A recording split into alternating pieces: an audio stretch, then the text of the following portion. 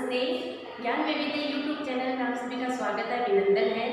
आज की कक्षा में हम पढ़ते हैं कक्षा 11 के लिए अध्याय नंबर 17, जिससे दो पदों के पद व्याख्या है वो हमने पिछली कक्षा में देख ली थी।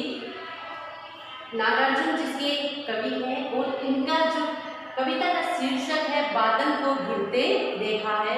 बहुत ही सुंदर प्रकृति का वर्णन इन्होंने इस कविता के माध्यम से किया है। तो दो की पद व्याख्या हमने देख ली थी, आगे की पद व्याख्या हम देखते हैं।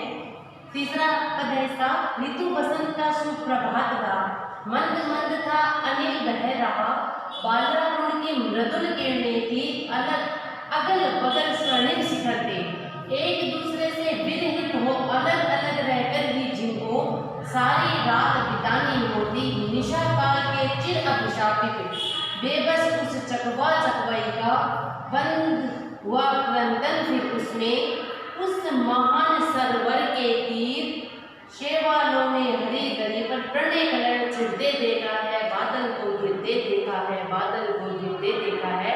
बहुत ही सुंदर वर्णन यहाँ करते हैं चकवा चकवी का।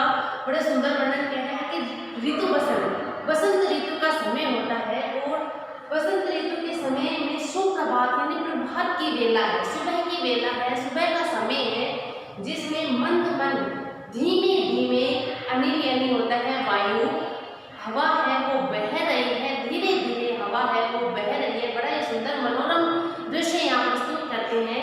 कहते हैं कि ऋतु बसंत का समय है और प्रभात काल की वेला है, सुबह की वेला है, सुबह का समय है, जिसमें धीमे धीमे गति से वायु है वो बह रही है, अनिल है वो बह रही है, बालरावण की मृदुल किरणें थी और जो लाल रंग का जो सूर्य है अपनी लालिमा युक्त किरणें, मृदु किरणें यानी कि कोमल किरणें हैं वो धीरे धीरे है पृथ्वी की ओर बढ़ रही है। अगल बगल स्वर्णिम शिखर के और अगल बगल यानी कि दाएं बाएं इधर उधर चारों तरफ है वो स्वर्ण शिखर यानी स्वर्णिम सोने के समान चमकने वाले पर्वतों के शिखर थी, पर्वतों की चोटियां हैं वो विराजमान है, एक दूसरे से विरहित होकर।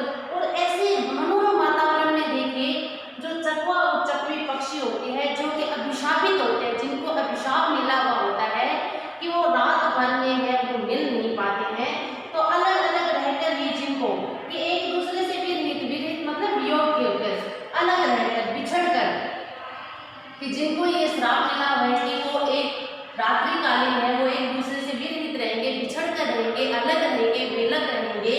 तो ऐसे में अलग अलग रहकर ही जिनको और जिनकी ये मजबूरी है कि उन्हें अलग अलग ही रहकर है वो रात्रि बितानी पड़ती है, सारी रात उनको ऐसे ही अलग रहकर वियोग में है, विरह व्यथा में है अपनी रात्रि बितानी पड़ती है। निशा काल से चिर अभिशाप की निशा काल यानी रात्रि काल का उन्हें ये चिर यानी लंबा निरंतर लंबा जो अभिशाप मिला हुआ है, पूरी रात उन्हें अलग अलग रहना पड़ता है चकवा चकवी पक्षी को कि जोड़े में रहते हुए उन्हें रात के जो अभिशाप मिला हुआ है, अभिशापित है कि इस निशा काल में रात्रि काल में उन्हें एक लंबा वियोग है वो सहना पड़ेगा, उनकी ये मजबूरी हो जाती है। ऐसे में बेबस लाचार मजबूर उस चकवा और चकवी का बंद हुआ क्रंदन कि रात भर में वो चहकते रहते हैं, वियोग में चहकते रहते हैं, अपनी पीड़ा को व्यक्त करते रहते हैं। और जैसे ही बसंत ऋतु का सुप्रभात आता है तो उनका जो क्रंदन है, उनकी जो पीड़ा से युक्त जो स्वर है, क्रंदन पीड़ा से युक्त स्वर वो बंद हो जाता है।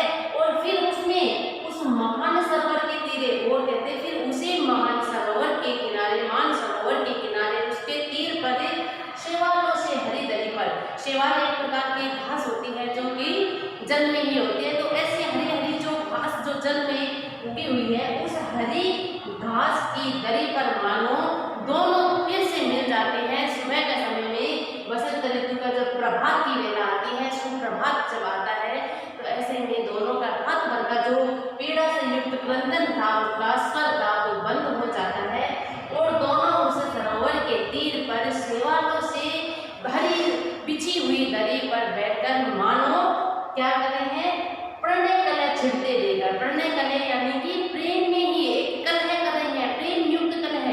ऐसा लग रहा है मानो दोनों रात भर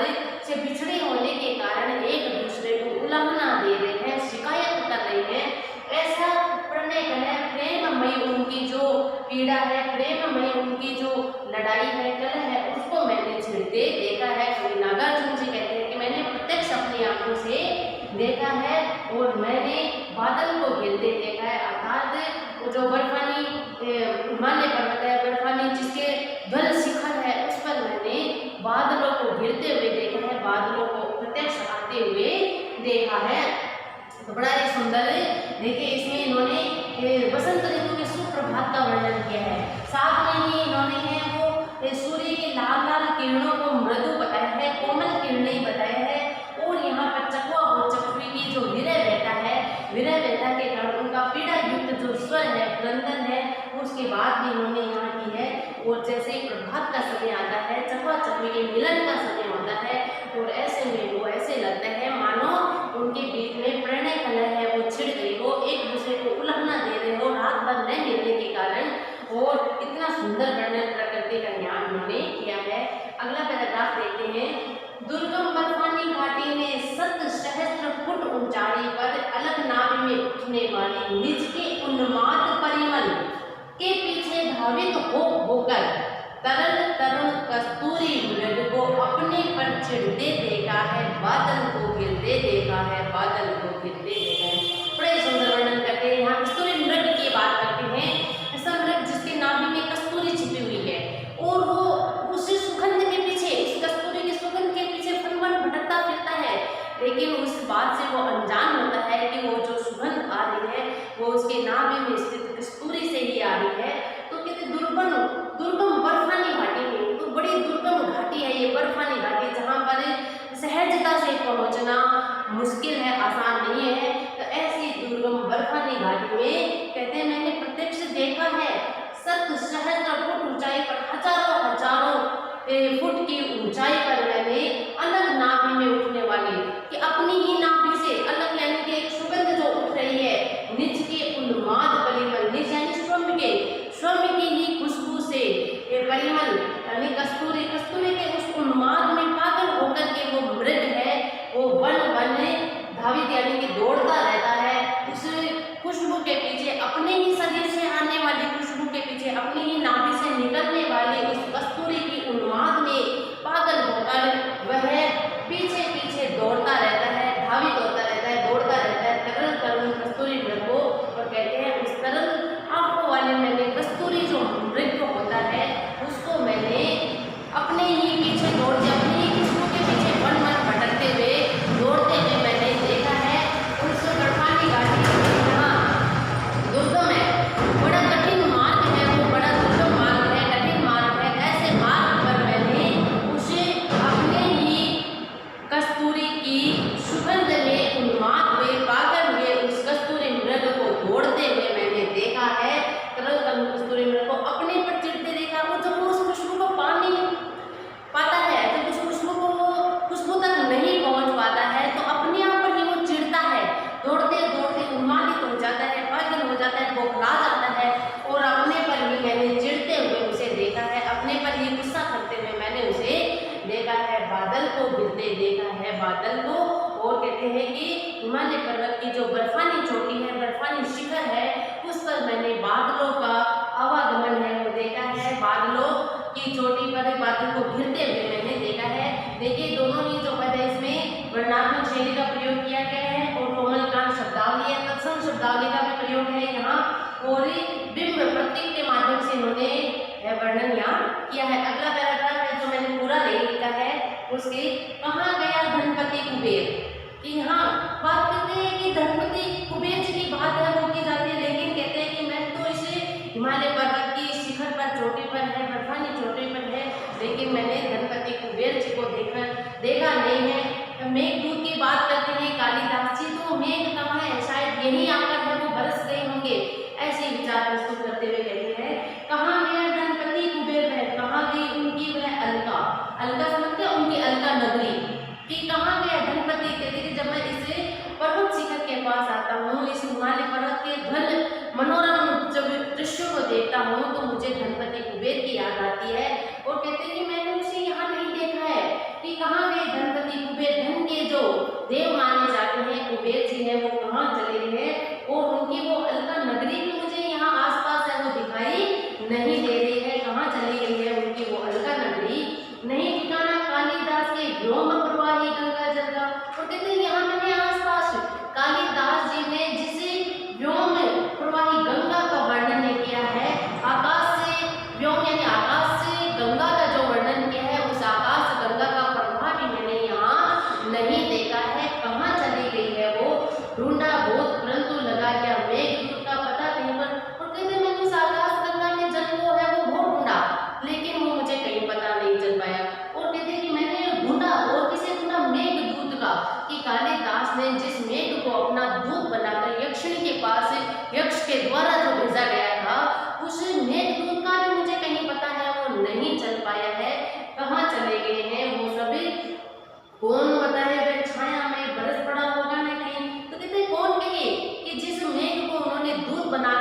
यक्षिणी के पास भेजा था तो वो यक्षिणी तक पहुंचा ही नहीं हो, और यही हिमालय पर्वत की जो ये ध्वल शिखर है, ध्वल जो चोटी है, इस पर आकर यही कहीं है वो शायद बरस गया होगा। किसने देखा है कि वो मेघ, वो जो मेघ है वो दूत बनकर उस यक्षिणी के पास यक्ष का संदेश लेकर है वो गया होगा? किसने देखा है? कौन जानता है? शायद वो यही कहीं है वो बरस गया होगा, यही कहीं उसने अपना जल है वो बरसा दिया होगा। जानने दो है कवि कल्पिता। कहते हैं कि छोड़ो, मैं इन्हें चक्कर में क्यों पड़ता हूँ, वो तो कवि की कल्पना थी। कवि की कवि ने अपनी कल्पना से है वो मेघ को दूत बनाकर भेजा था। छोड़ो इसे, जानने दो कि मुझे ये नहीं जानना है कि वास्तव में वो यथार्थता थी या कवि की कल्पना थी। शायद कवि की कल्पना ही वो रही है, लेकिन मैंने तो यथार्थ में, सत्यता में अपनी आंखों से, मैंने तो भीषण जाड़ों में, अत्यंत सर्दी में मैंने देखा है नभ चुंबी कैलाश से महामेघ को झंझान से गरज गरज कर गिरते देखा है, बादल को गिरते देखा है, बादल को गिरते देखा है। कि मैंने तो भीषण जाड़ों में यानी अत्यधिक सर्दी के वातावरण में, अत्यधिक सर्दी ऋतु में मैंने गगनचुंबी कैलाश जिस पर जो आकाश को छू रहा है, आकाश को छूने वाले ऐसे कैलाश पर्वत पर मैंने देखा है महामेघ को, बहुत गहरे गहरे घने बादलों को, मेघ बादल की महामेघ को है वो तूफानों से टकराते हुए, यानी झंझाने यानी तूफानों से, तेज हवाएं चलने के कारण जो तूफान आ जाते हैं, उन तूफानों से मैंने गरज गरज कर लड़ते हुए देखा है, झगड़ते हुए देखा है, उनसे मुकाबला करते हुए भिड़ते हुए देखा है। और मैंने तो इसे हिमालय पर्वत की ऊंची चोटी पर, भर चोटी पर, श्वेत जो चमकती हुई रजत चोटी पर मैंने बादल को आते हुए देखा है, बादल को घिरते हुए देखा है। यह मैं कोई मेरी कवि की कल्पना नहीं है, बल्कि मैंने तो इसे अपनी आंखों से प्रत्यक्ष देखा है। अगला पैराग्राफ देखते हैं। सत सत निर्जर, सत सत निर्जर निर्झरी कल, मुखरित देवदारू कानन में शोणित ध्वल भोज पत्रों से छाई हुई कुटी के भीतर, रंग बिरंगे और सुगंधित फूलों से कुंतल को साजे, इंद्रनील की माला डाले संग सरिके सुगढ़ गलों में, कानों में कुबले लटकाए, कानों में कुबले लटकाए, शब्द लाल कमल वेणी में, वेणी चोटी को कहते हैं, रजत रचित मणि खचित कला में, पान पात्र द्राक्षा पूरित रखे सामने अपने अपने। यहाँ उनकी बात करते हैं, किन्नरों की बात करते हैं। किन्नर एक देवलोक की कला प्रिय जाति है किन्नर, उसका वर्णन इस पैराग्राफ में करते हैं। उनके जो, और कहते हैं कि इसे जो हिमालय पर्वत की जो घाटी है उसमें रहने वाले जो हिमालय वासी है उनका वर्णन यहाँ करते हैं कि वो किस तरह से अपना जीवन है वो बिताते हैं यहाँ। कि सत सत निर्जर, कहते हैं कि सत हजारों हजार झरनों के बीच में निर्जर, और उनकी आती हुई कल कल आवाज के मध्य निर्जर यानी झरनों की जो झरने से, निर्जरों की जो झरने से जो कल कल की आवाज आती है, हजारों हजारों झरने हिमालय पर्वत से है वो गिरते हैं। तो उन झरनों के बीच में मुखरित देवदारू कानन में, वो कहते हैं कि देवदारू जो वृक्ष है उसका कानन में वन, उसके वन है वो लगे हुए हैं, लंबे लंबे ऊंचे ऊंचे देवदारू वृक्ष है, उनके जो आस पास की जो कुटियां बनी हुई है, शोणित ध्वल भोज पत्रों से, शोणित यानी लाल, लाल और सफेद, शोणित लाल और ध्वल यानी होता है सफेद, लाल और सफेद भोज पत्रों से बनी हुई कुटिया के बीच में हिमालय वासी है वो निवास करते हैं। कुटिया बनाकर लाल और सफेद भोज पत्रों से निर्मित कुटिया के बीच में वो निवास करते हैं, उन कुटियाओं में वो रहते हैं छाई हुई कुटी के भीतर। और जो देवदारू वृक्ष के चारों ओर जो छाया हुआ वातावरण है उसमें उन्होंने अपनी कुटिया है वो बना रखी है, उनके भीतर वो निवास करते हैं। और रंग बिरंगे और सुगंधित फूलों से कुंतल को साजे, और यहाँ पर पहाड़ी क्षेत्र में जो रहने वाले जो लोग हैं वो रंग बिरंगे यानी रंग बिरंगे जो फूल लगे हुए हैं उनसे अपने बालों को सुसज्जित करते हैं, सजाते हैं, सज्जा करते हैं।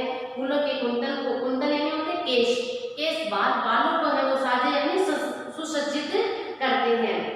इंद्रनील की माला डाले संग सरिके सुगढ़ गलों में, और उनके कहते हैं संग के समान, संग सरिके यानी संग के समान जो उनके जो गला है, कंठ है उनका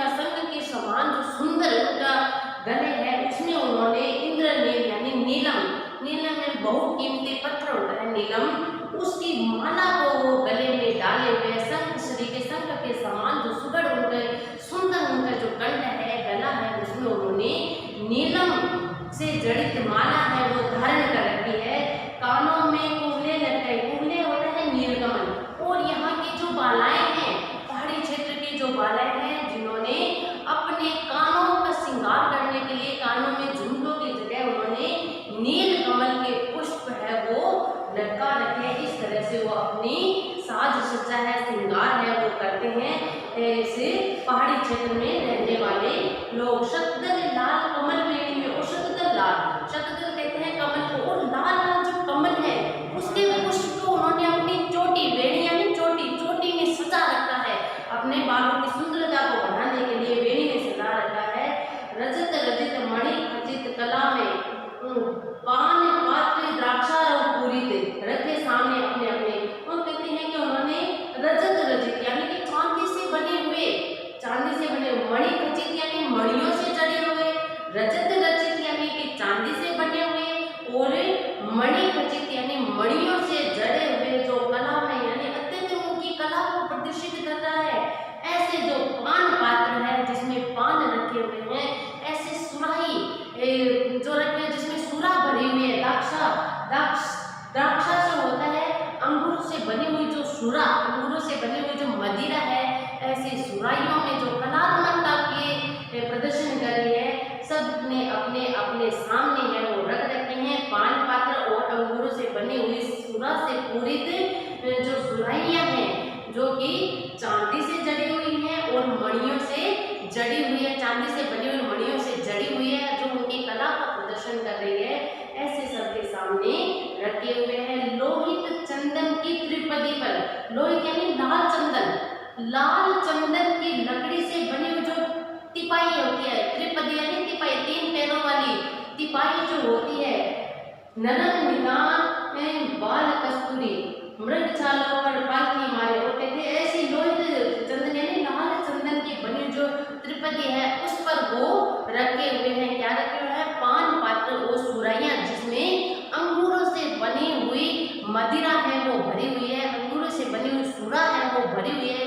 ऐसे लाल चंदन से बनी हुई त्रिपदी पर रखी हुई है जो जिसपे चांदी का कार्य किया गया है, जिस पर मणियों से जड़ाव है वो किया गया है, जो उनकी कला में अर्थात कला का प्रदर्शन है वो कर रहे हैं। नरम निदाव, नरम यानी शुभ्र एकदम मुलायम, मुलायम, निदाव यानी बिना दाग वाली, बाल कस्तूरी, जो बाल कस्तूरी होती है उससे बने हुआ जो आसन है, मृग छाला है, मृग छाला यानी कि हिरण की छाल से बना हुआ जो आसन है उस पर वो पालकी मारकर बैठे हुए हैं। कौन? किन्नर जाति के लोग, जो देवलोक की कला प्रिय जाति मानी जाती है, ऐसे किन्नर जाति के लोग हैं वो बैठे हुए हैं। मदिरा आंखों उन पर, और मदिरा यानी मदिरा पीने से उनकी आंखें हैं वो उन्मत्त हो गई है, लाल लाल हो गई है, उन्मत्त उनकी आंखें हैं, उन्मत्त यानी मदमस्त उनकी आंखें हैं, मदमस्त किन्नर किन्नरे हुई मृदुल मनोरम उंगलियों को। और कहते हैं कि ऐसे मदमस्त जो किन्नर और किन्नरियां हैं उनकी जो कोमल अंगुलियां हैं उससे मैंने बंसी को बजाते हुए देखा है, कि मृदुल कोमल अंगुलियों को बंसी पर फिरते देखा है, बादल को गिरते देखा है। कवि कहते हैं नागार्जुन ऐसे मैंने किन्नर जाति, देवलोक की कला प्रिय जो जाति है किन्नर, उसके किन्नर और किन्नरियों को मैंने बंसी पर अपनी अंगुलियां घुमाते हुए देखा है। ऐसी कला प्रिय जाति को मैंने प्रत्यक्ष देखा है। मैंने हिमालय पर्वत पर है वो बादल को गिरते हुए देखा है। बड़ा ही सुंदर वर्णन या वर्णात्मक शैली में प्रतीकों के माध्यम से बिंब का प्रयोग करते हुए, तत्सम शब्दावली का प्रयोग करते हुए, सहज जो प्रतीक है उनका बिंब का प्रयोग करते हुए बड़ा ही सुंदर प्रकृति का वर्णन है वो कवि नागार्जुन जी ने इन्हें बादल को गिरते देखा है कविता के माध्यम से किया है। उम्मीद करती हूँ, आशा करती हूँ आपको भावार्थ है वो समझ में आ गया होगा। इसके प्रश्नोत्तर देखते हैं। इस कविता में बादलों के सौंदर्य चित्रण के और किन दृश्यों का चित्रण किया गया है। इसमें देखिए उन्होंने बादलों के साथ साथ है वो हिमालय पर्वत की जो श्वेत हिमालय पर्वत है उसका वर्णन किया। साथ ही में यहाँ जो ओस के कण है उसका भी वर्णन करते हैं। यहाँ पर जो झील है उसका वर्णन करते हैं। गिरते हुए झरनों का वर्णन करते हैं। तैरते हुए हंसों का वर्णन किया है।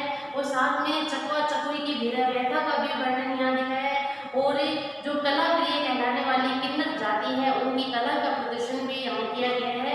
तो बहुत सारे वर्णन इन्होंने यहाँ पर किए हैं, कवि ने अपनी इस कविता के माध्यम से नागार्जुन जी ने किए हैं। अगला प्रश्न है, पढ़ने कले से कवि का क्या तात्पर्य? पढ़ने कले यानी चकवा चकवी के रात भर बिछड़ने के कारण जब सुबह उनका मिलन होता है तो ऐसे लगता है मानो उनके बीच में प्रेममय झगड़ा हो रहा हो, प्रेममय कलह हो रही हो, जिसमें वो एक दूसरे को उल्हाना दे रहे हो। रात भर अलग रहने के कारण किस तरह से उन्हें विरह वेदना में अपनी निशा बिताई है, रात्रि बिताई है, उसका उल्हाना वो दे रहे हो, जिसमें प्रेम का पुट है वो रहता है, ऐसी कलह है। कस्तूरी मृग ने अपने परिचय का क्या कहना है? कस्तूरी मृग जो अपने परिमल यानी कस्तूरी की सुगंध में है, वो वन वन भटकता फिरता है। वो इस बात से अनजान होता है कि वो सुगंध उसके नाभि से आ रही है और इस कारण से वो वन वन भटकता फिरता है, दौड़ता फिरता है, लेकिन उस सुगंध तक वो पहुंच नहीं पाता है। इस कारण से वो अपने आप पर चिढ़ता रहता है, अपने इतना भटकने के बाद भी वो उस तक नहीं पहुंच पाता है, इस कारण अपने पर चिढ़ रहा होता है। बादलों का वर्णन करते हैं, कवि को कालिदास की याद क्यों आती है? क्योंकि बादलों का कालिदास जी ने अपने जो यक्ष है, जिन्हें यक्ष को है अपने पद से हटा दिया गया था और वो अपनी यक्षिणी को है उसे श्राप मिल गया था यक्षिणी से अलग रहने का, तो वो मेघ को बादल को दूत बनाकर अपना संदेश है यक्षिणी तक भेजता है। तो उस मेघ को दूत के समान जब कालिदास ने वर्णन किया है और उसी बादलों का वर्णन यहाँ कवि करते हैं, बादलों को घिरते हुए देखते हैं, तो उन्हें कालिदास के उस मेघदूत की याद आ जाती है, क्योंकि बादलों का वर्णन वो कर रहे हैं, बादलों का वर्णन ही कालिदास जी के द्वारा किया गया है। कवि ने महामेघ को झुंझार से गरज गरज के भिड़ते देखा, क्यों कहा है? क्योंकि कवि कहा है कि जब ये जो कैलाश पर्वत है, बर्फ से ढका हुआ कैलाश पर्वत है, गगनचुंबी जो पर्वत है, इस पर यहाँ हर समय जो तेज हवाएं चलती रहती है, इससे बादल और बर्फ के बीच में टकराहट होती रहती है और एक तूफान का सा वातावरण है वो बन जाता है। तो ऐसे लगता है मानो बादल है उस तूफान से टकरा रहे हो और अब गरज गरज कर उनसे अपना झगड़ा है वो कर रहे हो, ऐसा इसीलिए कवि ने कहा है। बादल को गिरते देखा पंक्ति को बार बार दोहराया जाने से कवि कविता में क्या समझ दिया है? बादल को गिरते एक टेक के रूप में प्रयोग किया है, यानी बार बार ये कहते हैं बादल को गिरते देखा है, बादल को गिरते देखा है, तो एक लयात्मकता आ जाती है, एक टेक आ जाती है, एक तुक बनती है वो आ जाती है, जो कविता के सौंदर्य में वृद्धि का कार्य है वो कर रही है, इसलिए उन्होंने बार बार इसका प्रयोग है वो किया है। निशा कार्तिक चिर अभिशाप व्यवस्थित चकवा चकवी का प्रदन के रूप में उस महान सदर के लिए शिवालों के हरित में, तो इसका भावार्थ, इसका भाव स्पष्ट कीजिए। तो इसका भाव मैंने अभी आपको बताया है कि चकवा चकवी जो अभिशापित होती है, रात भर न मिलने का अभिशाप उन्हें मिला होता है, उसी की पीड़ा को वो भोग रहे होते हैं, इसी की पीड़ा में व्यतीत होकर रात भर उनका पीड़ा से युक्त स्वर सुनाई देता है और सुबह जब उनका मिलन होता है तो ऐसे लगता है मानो वो उसे सेवालोक की हरी दरी पर बैठकर अपने प्रणय कलह वो कर रहे हैं, प्रेममयी क्रीड़ाएं हैं वो कर रहे हैं, ऐसा इसलिए कवि ने कहा है। अलग नाभि से उठने वाले निजी उन्माद परिमल के पीछे धावित होकर कि अलग नाभि से, अपनी ही नाभि से उठने वाली जो कस्तूरी की सुगंध है, उससे वो अनजान जो कस्तूरी मृग है वो वन वन है दौड़ता रहता है, धावित होता रहता है, लेकिन उसे पर उस सुगंध तक वो पहुंच नहीं पाता है, इसलिए वो अपने आप पर ही चिढ़ता हुआ बताया गया, उसे एक चिड़न हो जाती है, उसका व्यवहार है उसका जो बदल जाता है, अपने पर ही उसको गुस्सा है, क्रोध है वो आने लगता है, इसलिए कवि ने ऐसा कहा है। तो ये था आपकी कविता जिससे सभी मुख्य प्रश्नों की बात हमने कर ली है।